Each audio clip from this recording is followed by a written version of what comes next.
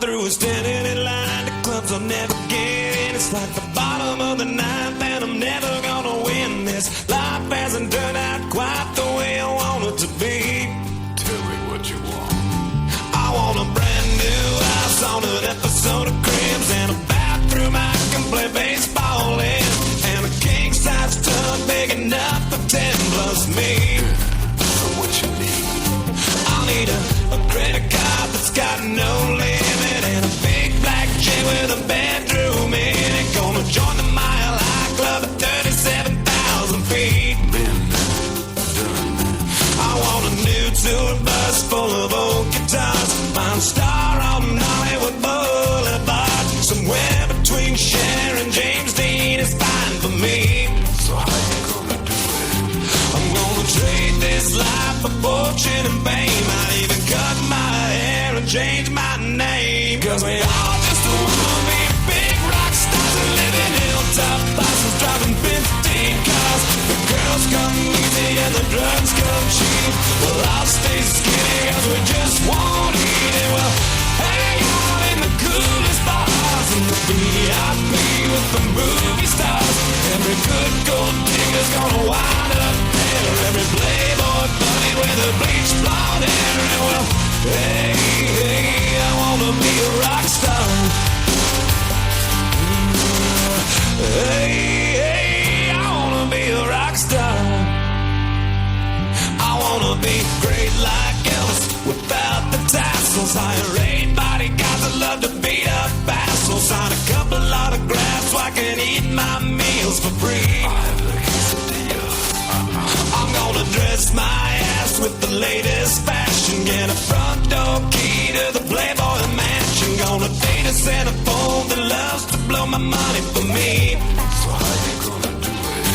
I'm gonna trade this life for fortune and fame. I'd even cut my hair and change my name. Cause we all just wanna be big rock stars and live in hilltop houses, driving 15 cars. The girls come easy and the drugs come cheap. Welcome, family and friends, to this celebration of life for Jason Hall. My name is Angela Tuplin, and I am your funeral celebrant. It is a real privilege to be leading us all in this life celebration for Jason today. Our being together here is a support and comfort to each of us, whether members of the family or caring friends. Our collective sorrow and grief enable us to find closure and move on without the physical presence of Jason. Let us remember his life with gratitude, joy, gladness, and love. And in remembering, Jason's family would also like to take a moment to remember those who couldn't be here today, but will be here in spirit, sharing in grief and in their own memories of him. We grieve today with thoughts of Jason foremost in our minds, for his loss has brought sorrow to you all. Yet you will each have fond memories of precious times that you have shared, and of the love that you have for him, and of the love that he has for you. These are what you can take into the future and hold close to your heart. This ceremony is an opportunity to share with you just some of those many fond and precious memories and moments you have of Jason's life. Jason Hall was born on the 14th of November 1970, but never felt like his life had really begun until the day he met the love of his life, Wendy, who he often referred to as his true soulmate. Initially, Jason had moved in as a lodger with Wendy.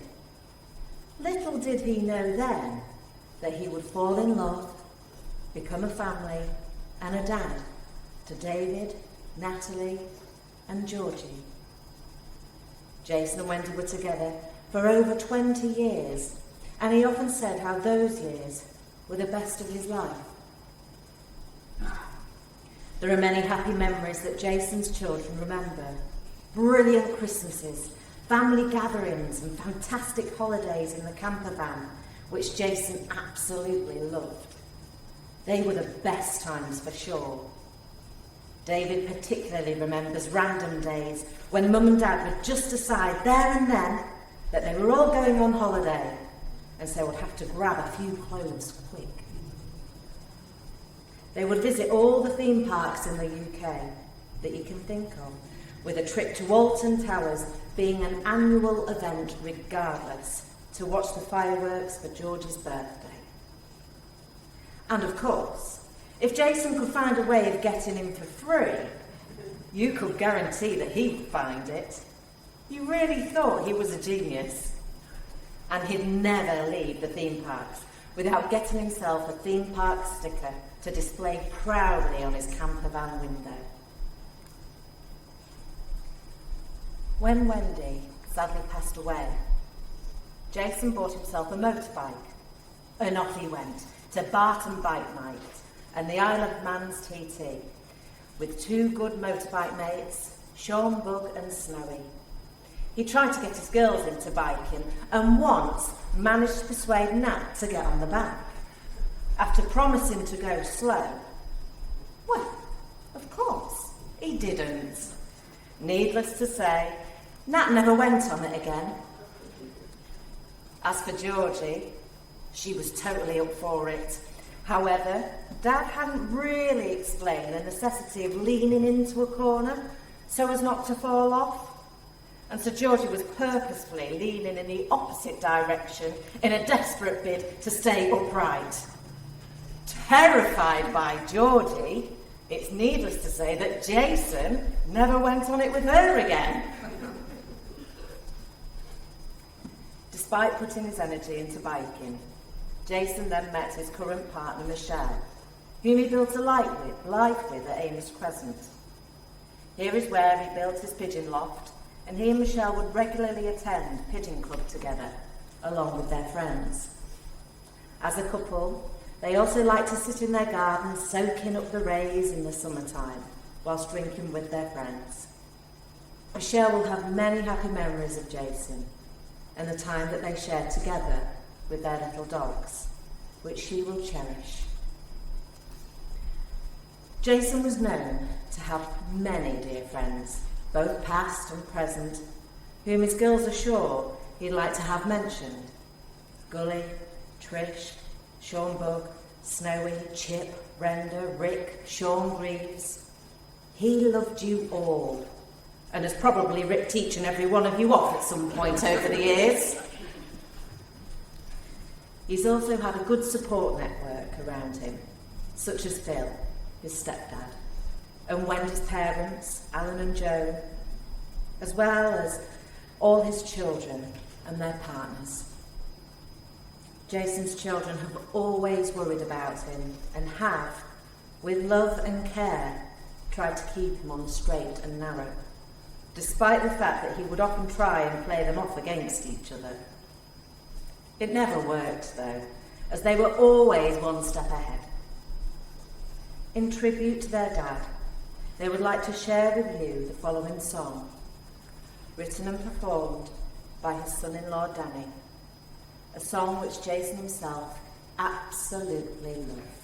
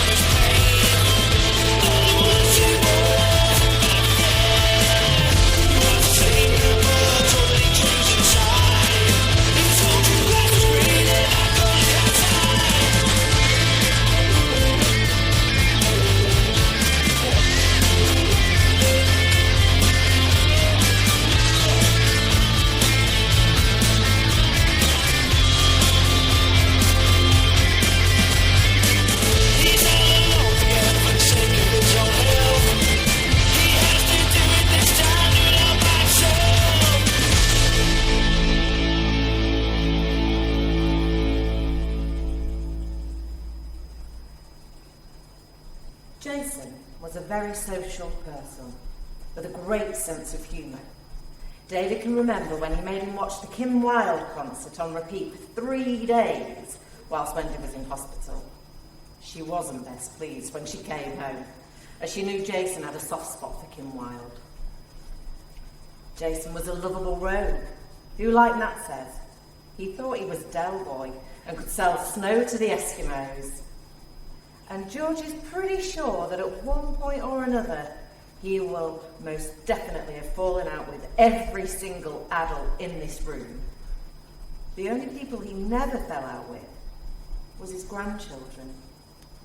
Nothing made him prouder than becoming a granddad. To David and Zoe's children, the late Courtney and Demi, Natalie and Danny's children, Kyla J and Lola, as well as George's and Sean's children, Ella and Dylan J. They could get away with everything and have anything they wanted. Chocolate and sweets for lunch? Why not? One thing is for sure, each of Jason's grandchildren saw him as their best friend and partner in crime, and he has left them with many precious memories, some of which they'd like to share with you all here today. Dylan J remembers helping his grandpa in the garage, fixing his motorbikes, even if he was just hitting things with a spanner, and he liked riding with him too.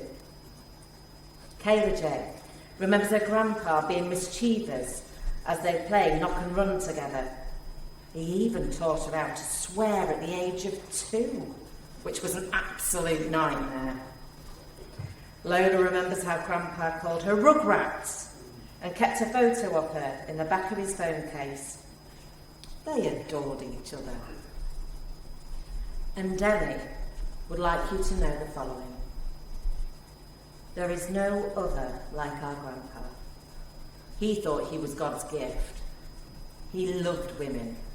Every time we went out in the car and he'd see a pretty lady, he'd grab my knee and squeeze it and say something on the lines of, "Oh, look at her," and pip his arm. He would also moan about his calves hurting, and he would get me and Kyla to massage them, one leg each. But of course, we didn't do it without payment. I wanted to be like him and used to wear his clothes. He was my best friend. I love and miss him so much. And Ella would also like to share her tribute too. Dear Grandpa, I really miss you, and it's only been a few days.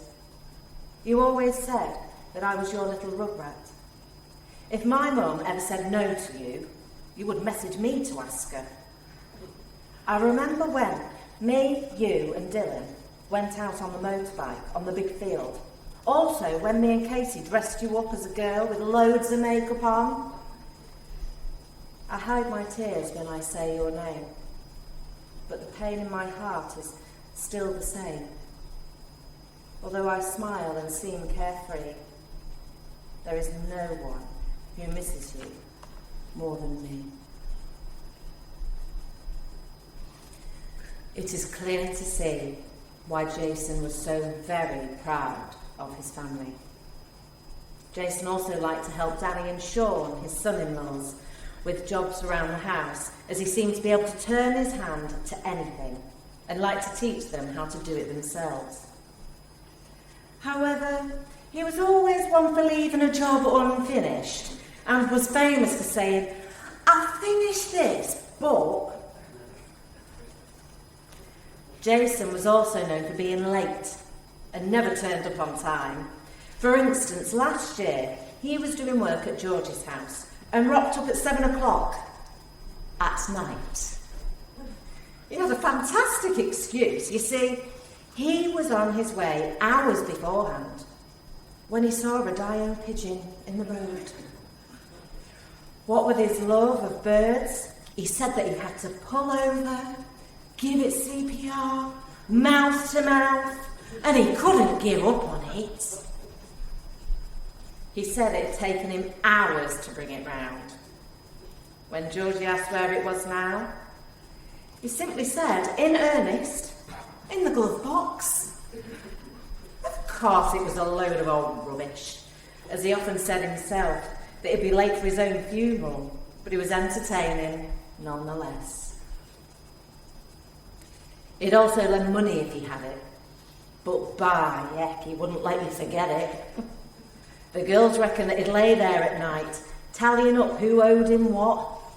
In fact, there was one time when he bought Georgie a pushchair for Ella, and when she sold it on, she made £1 on what he'd actually bought it for. Do you think he'd let her forget it? Nope. 11 years on, and he still went on about it. Even though his girls are all grown up with lives of their own, Jason still thought of himself as a young fella with good looks who could have any girls. He'd often say to Sarah, Georgie's partner, "If you like Georgie, then you must like me. She looks like me." But what Jason really needed to know was that he still held a place in their hearts. Nat laughs how on Father's Day or his birthday, if she purposefully left it until a little later before going round, she knew that he'd be phoning up asking his Nat or Princess, his nickname for Georgie, where they were and would be asking for his presents, when really it was just an excuse to see them. Above all else, it's clear to see that Jason adored his children. And not only are they the beautiful legacy which he leaves behind, but so are his grandchildren too. Jason, a lovable, cheeky rogue who may have been taken from us, but as all of these memories have shown, he lives on in all who knew him. In a moment, we shall listen to a piece of music that reminds us of Jason. However, it may be fair to say that he wouldn't want to leave without having the last word. And so, with affectionate love to you all, in the words of Jason himself, over and out, nobheads. When your legs don't work like they used to before,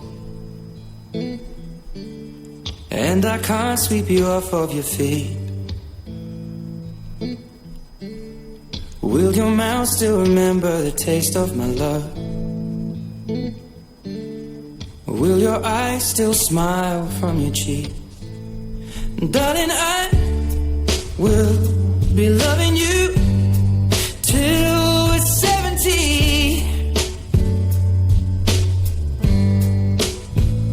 And baby, my heart could still fall as hard at 23. And I'm thinking about how people fall in love in mysterious ways. Maybe just the touch of a hand.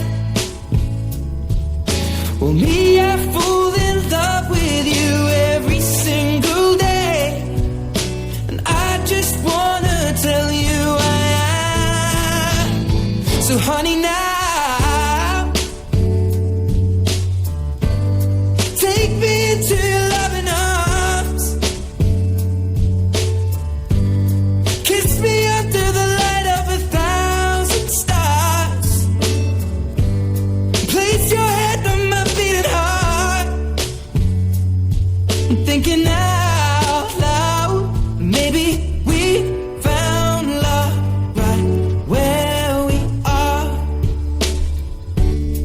when my hair's all but gone and my memory fades,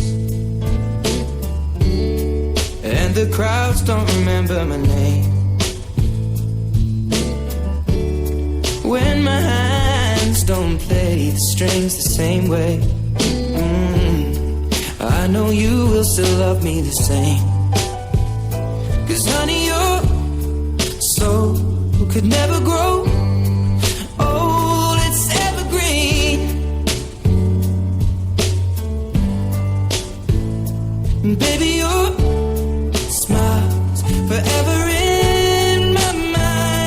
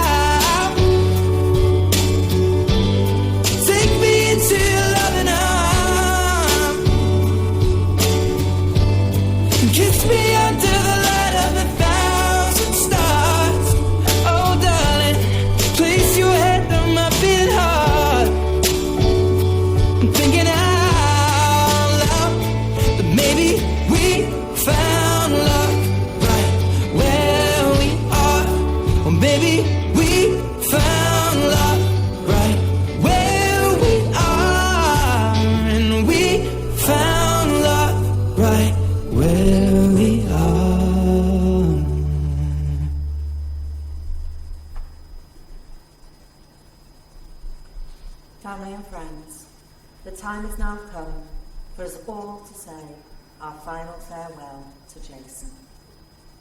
Please, if you're able, be upstanding for the committee.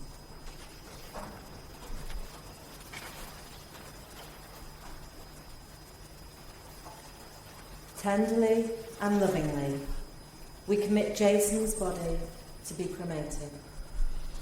May he go forth from this world knowing that he is loved beyond measure and will be remembered and cherished always. He will be missed more than words can say. His love, humour and friendship we shall commit to our hearts. In love, we leave him in peace, and with respect, we bid him farewell. Thank you.